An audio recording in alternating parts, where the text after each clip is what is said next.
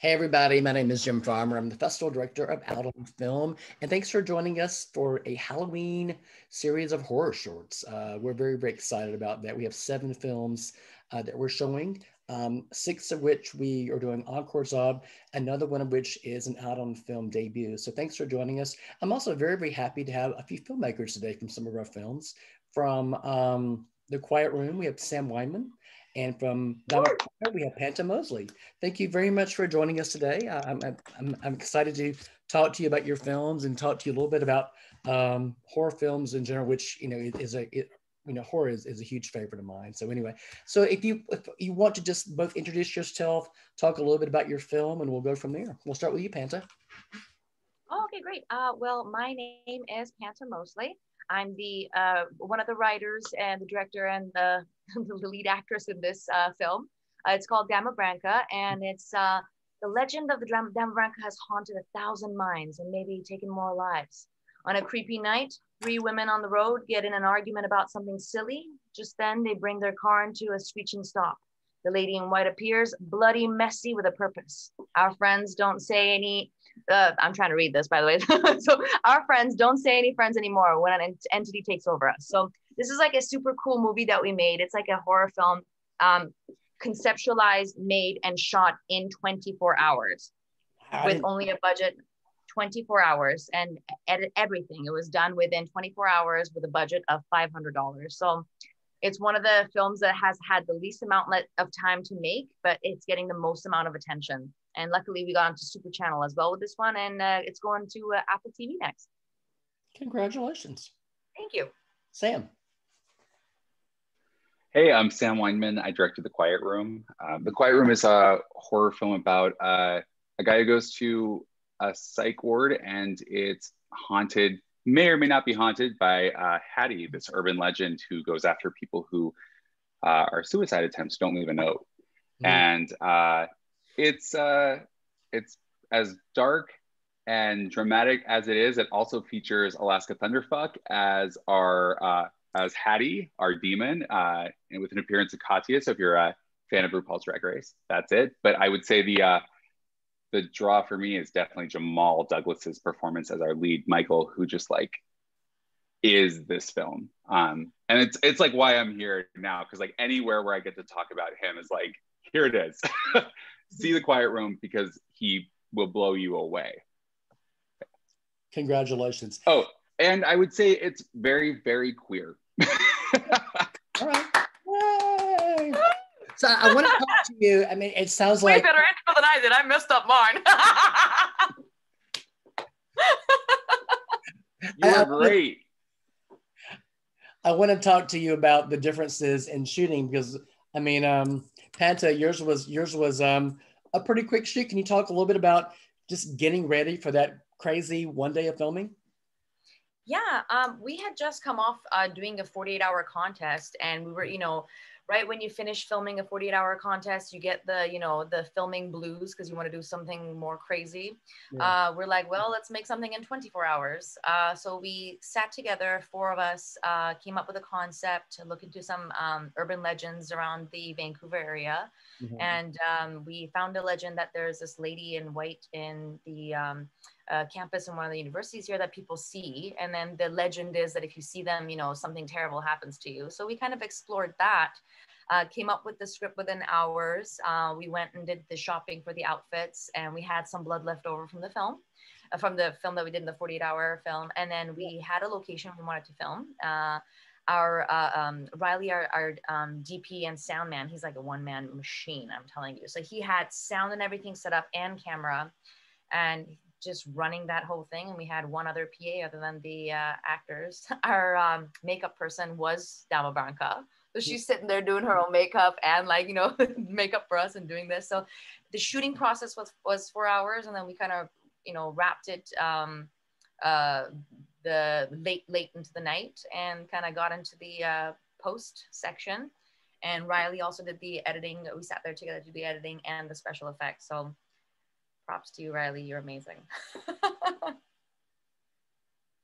And you, Sam. I can't wait to see that. I'm so floored. I'm obsessed with urban legends. Sorry, I know and I'll answer. I love urban legend stuff, and like your description, I'm already here. So look, please send me the link. I will totally do that. It's better than the synopsis I tried to read off the screen. I promise. I'm into it. I like, so with my film, The Quiet Room, I made up an urban legend basically because I'm so interested in the way that we like pass along information, and it's kind of like a not a dead form, but like in an age where we can just Google anything. I think the scariest thing is the story that somebody can tell you, that thing that may or may not have happened to them. And the uncertainty of knowing the rules of whatever thing you're up against based on what's been told to you. I think it's just such an interesting way to tap into psyche. And so for me, like actually putting it in a location where that was kind of spooky was important. I found like I could not afford a hospital. We're talking low budget filmmaking here. And hospitals, I came to find out early on, are very expensive. They're like $18,000 a day or something for a rental. And so I'm like, okay, that's not going to happen. We found an abandoned veterinary hospital. Like the city of Riverside had technically, like we could rent it by giving the city like, I think like $50 a day. And, but they were like, but it came on the condition because they're like, by the way, it might be haunted. So you made up the urban legend, but like the area you were shooting in actually has an urban legend. Ooh, yeah. So our shooting process was interesting. I mean, we were inside of this old, dank, dark place that was not exactly comfortable and may or may not have been haunted, but it was a lot of long days and nights, but it felt as spooky as it looked, and I like that. Nice. Now I want to watch yours. For each of you, was this your first time making a horror film? It's not my first. I've actually I mean it's my favorite, but it's not my first. I think I've been doing queer horror. I just want to make horror films, and I just want to make films with queer characters. So that's kind of like, that's the thing I make. And so I've made some shorts before this that were also queer and also horror. I'd say for me, it was the third narrative horror film that I've made. But before that, I also like to dabble in making diverse films that have either queer elements or it is a queer story. So you got to rep us out there. Yes. What attracted both of you to the genre? I know for me, I'm drawn to survivors, like the fight. And I know for a lot of queer people, I can speak from my own experience, but the thing that I have in common, I think, with other queer horror fans is, we all have come from different backgrounds, but usually face some amount of adversity to get to where we are now, and accepting who we are in a culture that, to varying degrees doesn't. And so watching somebody succeed, watching a final girl kick ass, watching somebody fight that monster, finding who they are and owning who they are, that makes me that gives me hope. I mean, and so at the end of the day, like, watching horror films gives me hope. And I wanted to make a horror film that other people could watch and see themselves in, because growing up, I didn't have queer heroes, I love and all the love to my final girls, but it was time for something a little bit different. Okay. That's so awesome. Wow, queer heroes. I never thought of it that way. Oh, that line's copyrighted. I won't use it. Take it, use it. For me, I think that just the genre itself, I love that, in a horror movie, you can have a dramatic scene, you can have a comedic scene, you can have an action scene. So I feel like horror itself can house a lot of all these other different films. And, if you're aiming to make a horror feature, which I'm sure all of us have an end goal that we want to do, that is, you don't need to have a named actress, because really it's the story that matters. It really gets to the core, the base, the foundation of why we make films. It's a cool story we want to tell. It's not about all the bells and whistles. Well, there is a gore and blood and stuff, but but it's just cool to be able to do those practical shots and mixing visual effects with practical effects, and having all these different stories that you can have within this movie, you know? So that's why I like horror, and I'm pursuing to make more and more of it. Great. This is again for both of you. And I'll start with you, Panta. What is the secret to a good scary film? What is the secret to a good scary film? To a good scary film. I want to say like good relationship between the characters and just a great plot point and lots of gore and blood. Well, I like the gore and bloody ones, but I do like the thrillers too. Yeah. But I feel like having a good character, good relationship between the character on screen and behind the screen, having a chill ass crew, excuse my language, to work with, it makes it so much fun. It just makes it so much fun. Okay. I think for me, I made a lot of films before this because I was trying to practice how to be scary. And I think that this is more from a production standpoint, but for people who want to make movies, I think like practice is super important when it comes to scares. Film school is not going to teach you how to build a scare. The internet is not going to teach you how to build a scare. You just have to keep trying. I like to watch movies that, and I pick my favorite scares, and then I look at how they're made, and then I reconstruct them. And I think the secret to a scary movie is conditioning the audience to expect one thing and deliver your scare in a different way. Divert the eye. Sure. When I was growing up, one of the first films that I saw in a theater was John Carpenter's Halloween, and it scared the crap out of me. But I just love the artistry, and I saw that film probably 5 or 6 times in a theater, and then of course I saw it 19,000 times later. But why do you? And I thought that I was kind of alone in the fact that I was a gay man who enjoyed horror films, and I'm not alone. But why do you think that the LGBT community is so enthralled by horror films? And you sort of talked about it earlier, but what are both your opinions? Sam touched on that for sure. Yeah, he had a strong point. So I'll give the table to you here. I mean, I think that horror, especially as a genre, is built on otherness. So not just our monsters, like when we look back at Frankenstein and Dracula, they're the other, they're the big bad, the spooky. But when you watch them, it's like you kind of see how those monsters were made. There's sympathy for Frankenstein. So I, as a queer person, can see my own struggle through that monster. Alternatively, I can also see myself in the person who has to come up against that monster, who maybe people aren't believing, whether it's, an Invisible Man and Elizabeth Moss's character, she's being gaslit. And we're like, God, I'm just asking for help. There are so many ways in, because this is a genre that explores otherness as a theme. Okay. I can't top that. That's what I think. He said it in the best words. But I also do think that, as Sam mentioned earlier, as the member of the, LGBTQ+ team, we do fight for our identity. We do fight for who we are, and it kind of touches base on like fighting in our daily lives. And like with a horror film, you see that happening with the main characters, or fighting for their lives. So that's probably one of the reasons I'd say it really draws us in. How important is it to both of you to have 3-dimensional queer representation in your films? Because I know that I can think like maybe 15 years ago, if you had a gay character in a horror film, it was a wisecracking supporting character, or someone who was in the movie for 7 minutes. How do you go about having queer characters and making them 3-dimensional? I feel like it's exactly like you said, like the queer characters in a lot of films were like a point of comedy, or like the joke of the film before. Whereas now, the world is changing, and not only like, queer, I feel like people of color also are, being put in those roles, and you can, they're not just that funny thing that you can point and laugh at. It's like, oh, they're a person and they just happen to be queer or a colored background or a different religion, whatever. And that's what I think.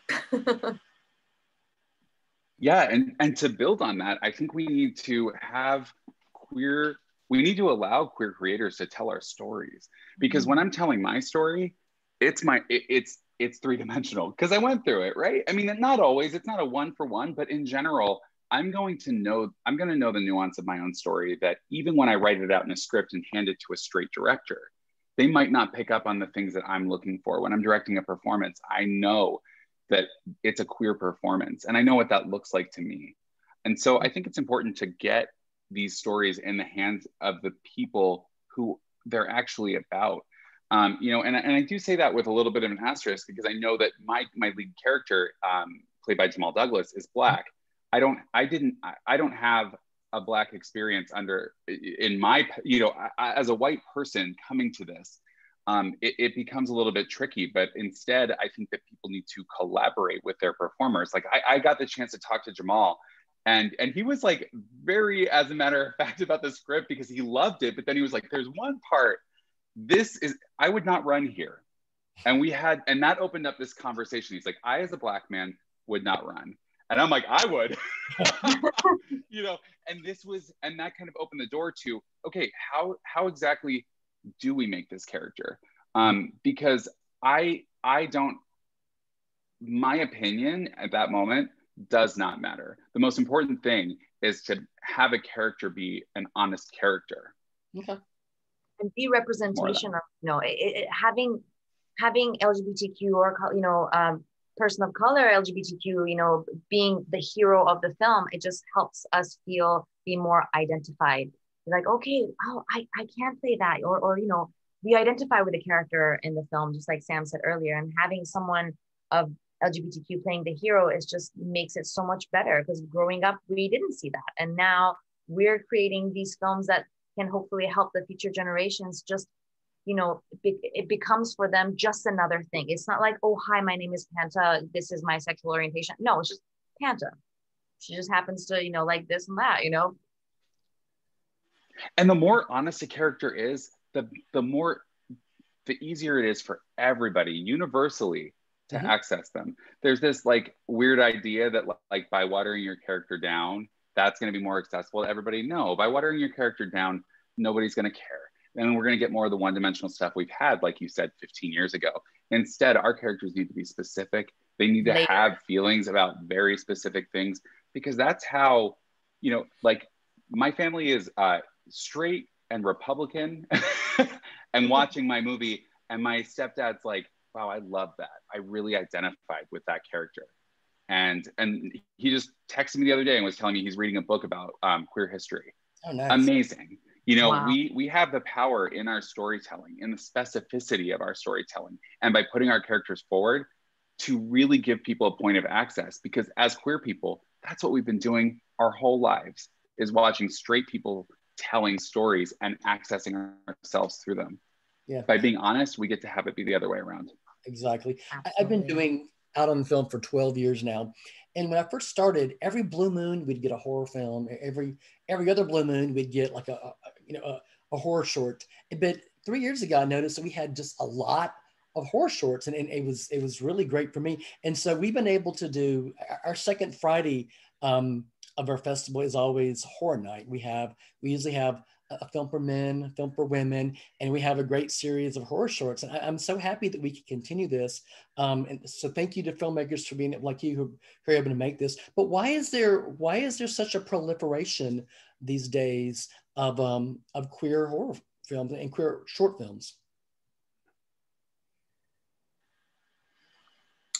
Well, first of all, thank you for having that platform for us to be able to create films and show it somewhere. We need to have the outlet to put it out. I feel like having, within the past few years, you know, it's becoming more and more okay to be yourself, to identify as who you are, you know, whatever your background is, your, you know, religious background or sexual orientation is.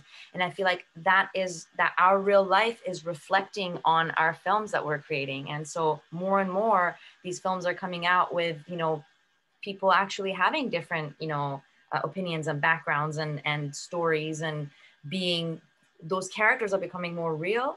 And I think that's why everybody's putting it out, because everybody has a story that they wanted to tell. And now is the perfect time to tell it, because it's not just TV anymore. We got all these online outlets. It's not, you know, and YouTube is not just YouTube anymore. For example, I'm just throwing a name, you know, YouTube is is there's YouTube Red. It's an outlet to put a film. There's Hulu, there's Netflix, there's Amazon, there's all these places where now they're looking for stories, and now they're opening their doors, you know, as whereas before it was just those TV stations, and they're strict, and these like, you know, big 70-80-year-old like CEOs have their old school brain and closed minds, you know, picking these specific stories that only they like and they think that we like. But now it's changing, baby. We have a voice and we're letting it out. That is so perfectly said. I have nothing to contribute to that. I have no notes. That was fantastic. Get out. Thank you. Run it again. Just run it twice. That's me. You own that question. We'll come back to you. In something that's important to also acknowledge is the film festival circuit. Like Jim, you took a chance by programming the Quiet Room, but not everybody did at first. I had a really negative experience with the Quiet Room making queer horror. Not making it, but bringing it to the festival circuit. And it was because I would try and go to queer festivals and they would be like, but it's horror. And then I would try and go to horror festivals and it's like, but it's so queer. And the thing is, when you do queer horror, you end up in this space that somehow in between these, like, you know, these two, I can get programmed at maybe something specialty. I don't know. It just takes a certain, until one person likes it. And then when that person likes it and programs it, then all of a sudden, you know, festivals. I made my film in the very beginning of 2017. It did not play festivals until 2018. And it's not for a lack of trying. I applied to hundreds. Now my film is, it got to, people that turned it down were asking for it. It's on Shudder. We're doing things that I have opportunities now that I didn't have before. And I just want to say this, that cultural attitudes as far as gatekeeping are beginning to change. I don't think we quite turn our noses up at horror as a genre as much anymore. And I think on the straight side of things, finally, there's a little bit more of what Panta was talking about. So it goes both ways when it comes to queer horror in particular. Okay. So what are your favorite scary movies for both of you? What scares the crap out of you? Black Christmas, 1974. Oh man. Give me a movie where, I mean, if we would only listen to women, the end. They had it right the whole time. That is. I think I like my. Oh yeah, go ahead. No. Oh, I was just gonna say, I think the most recent one that I like is Get Out. It scared the shiz out of me. Oh, and it's a guy coming from a comedic background making a horror movie. There, it goes back to my point of, like, you know, in a horror you can have so many things. You know, someone from a different background can come make horror, as long as you got a story to tell, strong characters. Boom. Yeah. Horror is the genre. Yeah, I'm a huge fan of both movies, but Get Out is very, very mainstream. So let's talk for a moment about Black Christmas. Oh man, what a scary movie! I mean, Olivia Hussey, Margot Kidder, Andrea Martin. I mean, and not many people. I mean, well, no, that's, a lot of people have seen that movie, but still, though, it's still not a mass appeal movie, and it's so scary. It really is. You know, the jump scare, not jump scares, the scares are crafted in a way that are absolutely chilling and hold up to today. The humor, I think, is disarming and it's wonderful. And Margot Kidder gives a performance that I still have yet to see anything that rivals that in modern horror. And I'm not saying that as a stuffy white guy who only likes old stuff. I'm saying that as we need to write characters for women where they get to be women. And that's exactly what's happening there. And I love it. I do want to say on the Get Out note that it gets under your skin in a way that I think that we don't get. I think Get Out is opening doors for everybody, not just in Black horror, but in queer horror, because finally studio executives and people who are kind of like controlling things are like, guess he can tell a story that isn't just for whatever they imagine the mainstream to be. And that's its own horror movie. Exactly. As again, I am obsessed. It's more like an indie one. I totally have a really cool one that I'm gonna totally name drop my friend Gigi Salguero. She directed Culture Shock for Hulu. She's my girl. I love you. If you're watching this, I love you. And again, you know, she it's a really cool movie. It explores, you know, racism and like just so many different things. And she's a female director, and she's just a bomb. Check it out. Also, that movie's scary as fuck. Like the first half of it had me on edge. That was Mhm. such a good use. I am a fan. I mean, that's what Gigi does. She just like, she has really cool ways of telling a story. I got to interview Kevin Williamson as part of Out on Film this year, and I'm a huge fan of Scream and all the Scream movies. But I just have to say that the first 10, 12 minutes of Scream never hesitates to just unnerve me completely. So that's a huge favorite of mine. So what's next for both of you? What are your upcoming projects? Okay.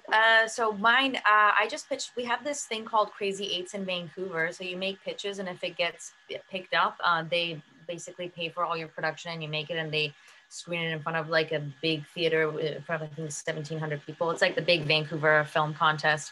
I have pitched. I just put in my pitch for a zombie reboot movie, where it's in the very near future, where the government has given a mandatory vaccine rule, and the vaccine backfires and kind of eats away at people's brains and starts rotting their flesh and makes them crave raw meat. So hence creating the zombie, and the people that have are immune to this or not reacting to the vaccine are called the immunes, but the immunitas, which is in Latin the immunes. And that's the name of the movie. And fingers crossed it gets made. If it doesn't, I'll make it myself. Please, I need to see that ASAP. We need that movie yesterday. That's I awesome. mean, I think it's good because it's like it's a pandemic's happening. We're not too far off from a mandatory vaccine. A government mandate, making us do it. And then what if the vaccine backfires? I'm exploring that. What about you? Yes, we need this. Next for me, I'm working on a queer horror documentary. It's about the history of queer representation and artistry in horror. And also as viewers, how we where we see ourselves really. And then at the end of November, this movie Deathcember drops to VOD. It has 24. It's like kind of like the ABCs of death, but Christmas. And I love Christmas, and I love Christmas horror. I put it in everything I do. So making that was kind of like a dream. And Barkley Harper, who is in The Quiet Room, is actually in my chapter of it, which is called Milk and Cookies. So you can watch that when it hits streaming at the end of November. Nice, congratulations. I was just thinking something else just popped into my mind. I can't think of the name of it, but maybe one of you. It's the trilogy with Karen Black. Do you know what I'm talking about? Sam or Panta, with the doll at the end. I feel so silly because any other time I would know this. It's a trilogy. People at home are screaming, but I know the answer into their laptops. Trilogy of terror, or I feel so silly, but it's this trilogy of horror films. They all have Karen Black at the Annabelle? end. No. No. What is it? It's called Trilogy of Terror. And if either of you haven't seen it, it's this amazing. It's in 3 parts. The last one, Karen Black is just this doll pops to life and starts menacing Karen Black. And it is probably one of the most unnerving 30 minutes you will ever see. So your homework, filmmakers, is to watch Trilogy of Terror sometime next weekend, because you'll absolutely love it. I am so happy that you're able to join us tonight. As I said, this is the first time that we've tried a Halloween horror shorts program. I'm really hoping that it becomes a tradition, because I'm a huge fan of horror films. I know a lot of people who are. Thank you, Panta. Thank you, Sam, for sharing your films with us today, and then for joining us. And I really, really appreciate your time. Thanks so very much. Thank you. Thank you for having us. Thank you.